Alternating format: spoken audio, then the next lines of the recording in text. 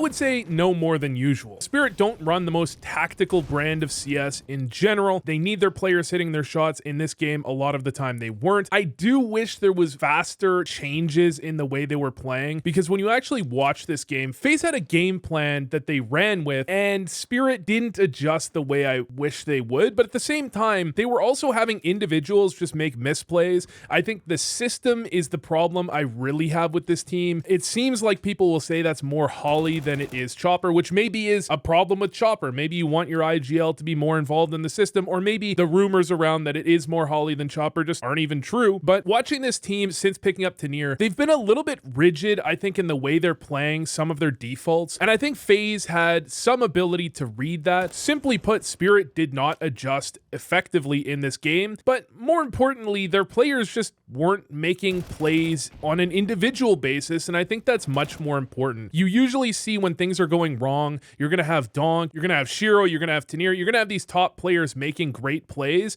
and when things went wrong, a lot of the time I think they were just making bad individual plays, not playing together as a team. And I think this is a great example of that, because you have a 3v5, Tanier is walking into A, then Zwe actually has a smoke here, and they could smoke jungle to try and isolate the site side, but it does also create another angle they could be caught from. That's why I understand just double swinging on this one. Kerrigan gets traded, you leave it up to Twistzz, he gets one, then Donk wants to swing, he has to cross, but Zwe is just, it doesn't seem like it when you look at it from this POV, but from Zwe's POV, it really felt like he just needs to be a little quicker.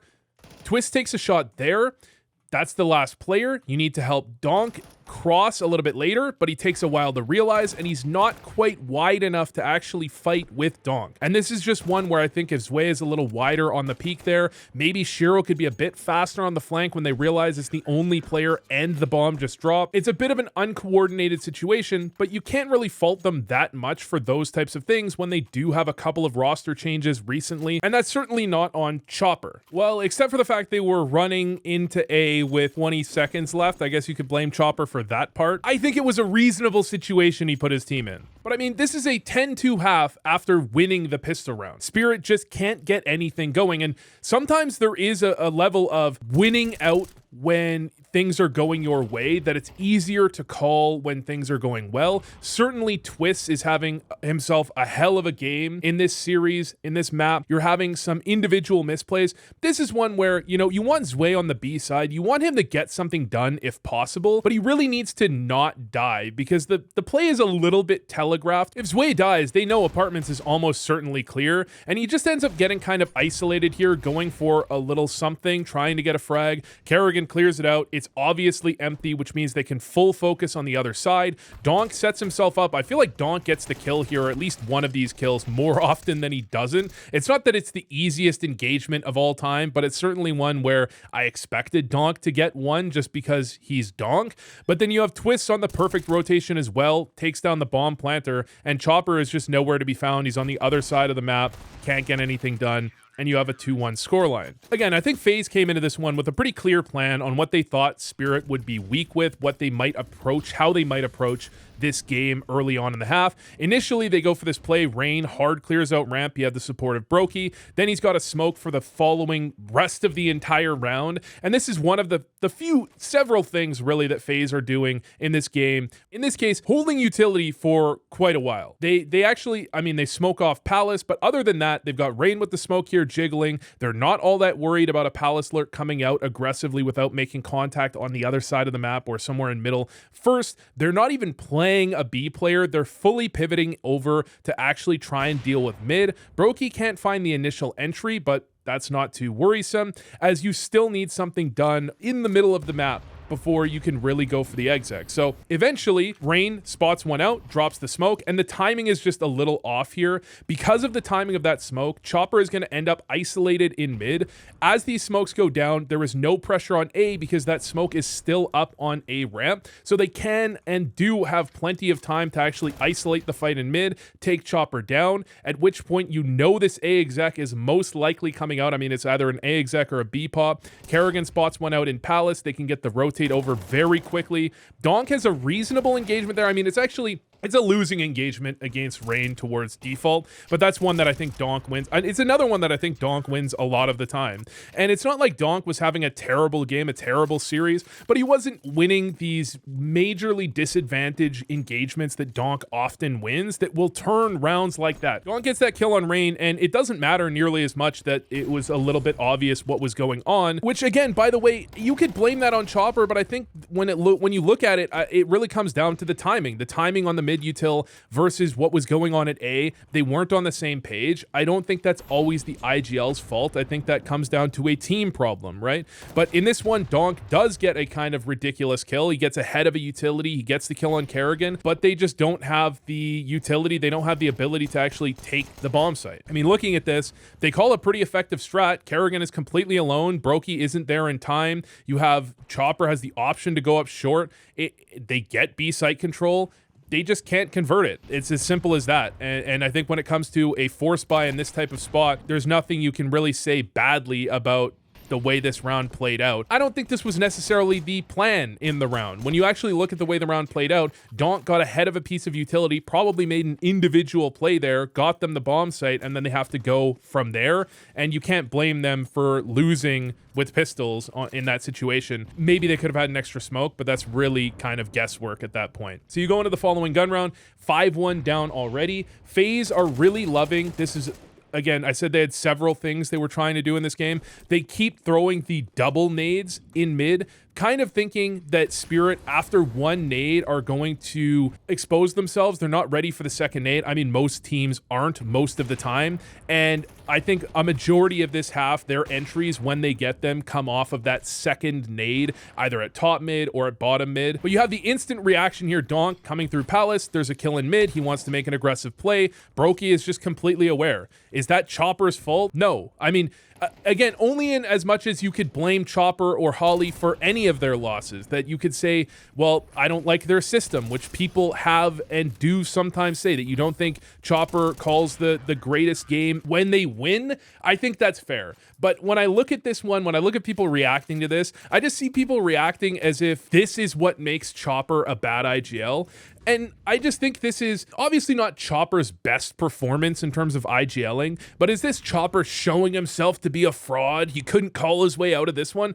Absolutely not. This is a game where the players are not on the same page. I don't think Chopper makes the fastest adjustments in the game, and I think that's a fair thing to say, but I think that happens a reasonable amount of the time. I don't think they adjust all that quickly, all that often, and that's maybe one of Chopper's flaws, but he's got strengths as well. He does slot players in, usually pretty effectively, and he's got some good calls too. I mean, this is a call where he throws all of the utility on A himself. He ends up prompting his team into a B hit with nobody on B on an anti-force buy. I'm guessing FaZe didn't expect this low of a buy, or they surely wouldn't have abandoned B. The only problem is there's no smoke for market, so they actually can't get comfortably into positions on the bomb site. You've got Zwei close, but if they had a smoke for market doorway or market window, I think they likely just ice this round right now. They just smoke off market door, smoke off market window, and this round is over. Instead, it's really hard to actually get crossfires in this situation.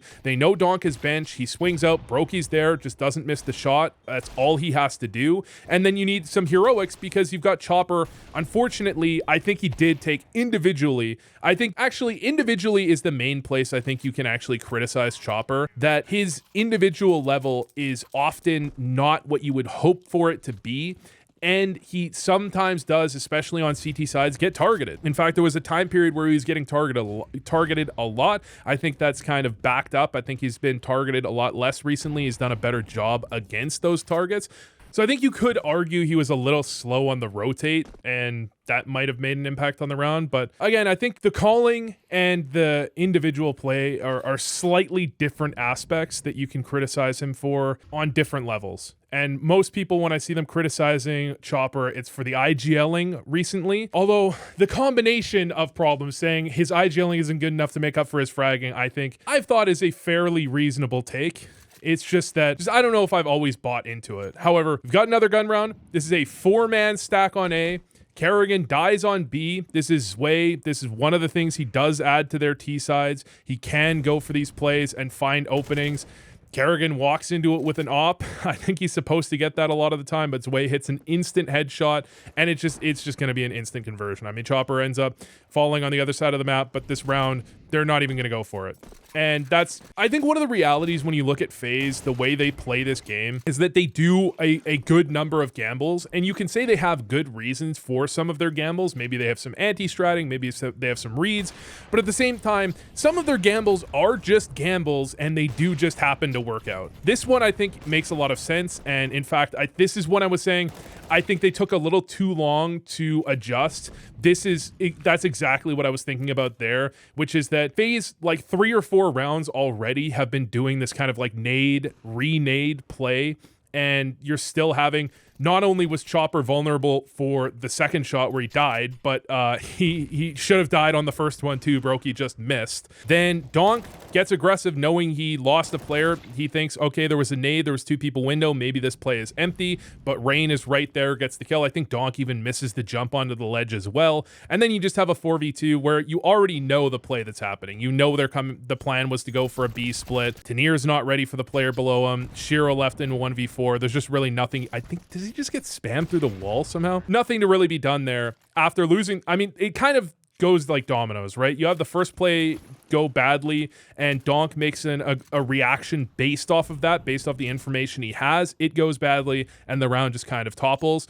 So you end up down 8-2. Still have plenty of money to go for a buy, but now FaZe are going for this double up towards CT, which is, I would say, pretty unique. Again, they hold a ton of utility in these rounds very late into the round, and they also have pretty solid timings on some of their nades. Again, first nade doesn't get anything done. I mean, it does a tiny bit of damage, but wait. Twistzz sees the resmoke. That's when he throws the second nade. The first nade is almost like a bait to make you think there's no second nade, so you normalize your timing, and then you just get dunked on with a second nade for maybe like 100 damage combined. That puts them in the most uncomfortable spot, but yet again, FaZe will wait things out. They have, again, plenty of utility. They've got a couple of smokes. They've got plenty of utility to retake the bomb site. They've got everything they need, and they've got this double CT setup. And then you have the re-aggression into mid. Because you have that utility, Frozen can throw that delay smoke onto short, which forces Chopper to be looking that direction. Twistzz can find the kill onto Chopper, not at all ready for that play. And then Twistzz can pivot over into a really good spot, rotating over to CT. And although it gives up jungle, because you already have 2 players in CT prepared, another naded smoke gives Brokey a kill. Plus, you have the kill from Rain as Tanir comes out Palace, and Brokey finishes it off. And I mean, this late in the half, this is one of those ones where it's easy to call when you have a lead, because you can kind of see, well, here's what our opponents saw, here's what, you know, the likely reactions for that. And you're playing with house money to some extent, because if you're wrong, well, you're already doing well. So you can make some relatively educated guesses as to ways they might react based on what they've seen. It's actually very hard to get out of that loop of losing rounds when things just aren't going well. And one player making a hero play and winning you a round doesn't actually fix that. You have to actually find something that works. You have to find your default needs to be working. And if it's not working, as it's clearly not working in this game, it's really hard to be changing things, especially on Mirage. Mirage is a default heavy map. But looking at this round in particular, I mean, Twistzz has been playing pretty aggressive in mid, very willing to take engagements. Another smoke is going to get naded out. Chopper not quite ready for it, but he does convert the kill. Problem is, immediately traded by Frozen. And that's kind of a tell, like, hey, they were looking like they were going for some sort of a B split there, so Brokey's in position. Frozen is still ready for that play up short, and Kerrigan was already boosted into a good spot beforehand. Then you just have the kills. I mean, more or less for the majority of this game, you're just seeing FaZe pick up the frags when they have straight up engagements. And again, you could say that's a flaw of Spirit, but at the same time, that is not a new flaw. It's not like Chopper just called the worst game of his life and he called it completely differently than usual. This is some, you could call it a gameplay style. You could call it good or bad. but it's the way that Spirit often play the game, and it does rely on their individuals. But if they didn't rely on their individuals and they were losing games, which they most likely would be because losing games is inevitable, you could criticize them for that too. Because they've got Donk and Shiro and Tanir and Zweit, like they've got these insane players. You want to rely on your individuals. Maybe you want to have a backbone to fall back on. I think Spirit usually does have a bit of a, not the most tactical, but they have some ideas of some pretty solid fundamentals, I think, to fall back on when it comes down to it. They're not only reliant on their fragging. It's just that you kind of get used to it. You know, you have great fragging from certain players. You have a play style. You go into a game, you're expecting to see that when you go into any given game. And when it doesn't happen, your players as individuals, I think a lot of what we're seeing here as individuals, players are just not making the reactions that they need to be making in a given situation. But 11-5 down. Again, that was a 10-2 half after winning pistol round. And really the second round, it just kind of, it fell apart from that second round where they're in a 5v3, and what was it, like a 3 or a 4v1, and they managed to lose it to Twistzz. But 11-5, game's not completely over. We've seen some pretty hefty comebacks on this map, or just in general in the pro scene, but on this map in particular, we've seen a few of them recently. You have the full-on A exec with the ticket smoke, which isn't the most common thing of all time recently. A lot of teams have moved away from it, but I think teams are slowly moving back towards it as like kind of an uncommon play that they make some of the time, because, well, you can see what FaZe did, right? You double up CT, you know the smoke's not coming, and you can have some, I don't think that's the most common way around it, but you can, if you know there's no CT smoke coming, there's ways you can play around it. So I think throwing a CT smoke in there some of the time makes a lot of sense to deny information, to deny like an obviously good play from being made. Retake coming in, smoke on the bomb. Donk just goes for the straight up ninja. Yeah, I mean, this is one where I'm thinking if it's not 11-5, they probably would have considered something different there. Maybe they prod a little bit and consider saving if they don't find an entry. I feel like that's the most natural way to play that. Instead, they have to go for it, I think, because of the scoreline and because they have the money to buy in the following round. There's really no reason for them not to go for that, and it goes badly. And this is just Donk forcing a fight. I mean, this is like, you're never winning this because he gets tagged through the wall, you know? He gets tagged through the wall here. He's just never winning this fight, but he's just forcing the fight. Maybe because of the setup they're in, maybe because of where Shiro is, or maybe because it's 12-5 and he's maybe a little tilted, or he just feels like he needs to make a play in order for his team to win the round. But he should never be winning that engagement as soon as he gets tagged through the wall. And maybe getting tagged through the wall, he's already committed to the play. And at that point, you know, he's not going to react fast enough to see he got tagged through the wall and cancel that play. Maybe that's the reality of it, but I think that's one, in my mind, he can cancel that and he should just back up and move on. But it's 12-5, he goes for it, ends up dying, and that should pretty much just be the end of the game. I mean, in a series where you're really thinking, going into this, like, people were talking about how insane Tanir is looking, how like when their firepower is online, they are unbeatable, and how Tanir was such a good pickup because he's added some dynamicism. He's made them more dynamic on their T sides, okay? That was the problem that we had from Zontix, that he wasn't the greatest T side player, and I think Tanir could be adding something a little bit to that. And you look at FaZe in this absolute shit show where they have to play with Rain even though they just announced that they were replacing him, you know, and you're expecting Spirit to just dominate FaZe. Not this time, man. And man, does Twistzz look good until they get dumpstered by Vitality tomorrow.